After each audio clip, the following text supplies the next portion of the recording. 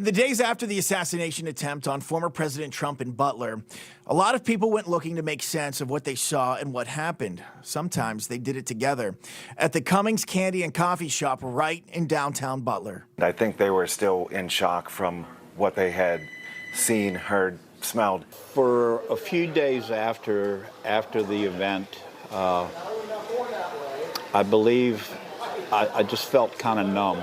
Trump is returning to Butler on Saturday, where an assassin's bullet grazed his ear. He's going to honor local firefighter Corey Comparator and the many first responders and the rally goers who held their ground. Attempted assassin Thomas Matthew Crooks fired 8 shots, killing Comparator and critically injuring 2 others. I was there in the crowd covering the event, and at that moment, I and many others, we hit the deck after the first couple shots. I looked up, and the former president was down. My heart stopped.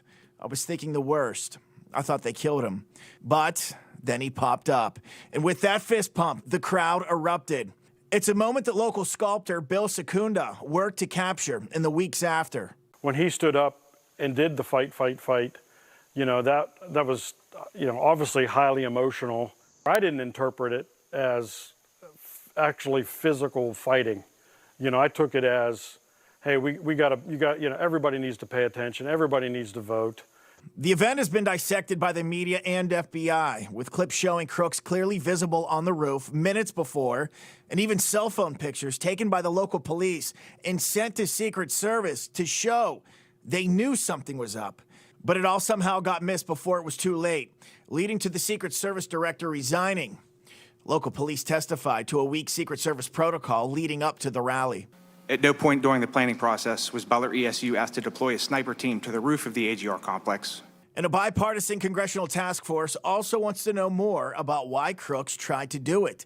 Was he working with anyone? And what about those encrypted accounts they found? My issue is the lack of transparency from the FBI, who is investigating the shooter's background. And then it was just weeks later that another assailant would allegedly try to take former President Trump's life. That man is Ryan Ruth. His motivation is allegedly political, and that's according to the indictment. For Newsmax, I'm Bob Brooks.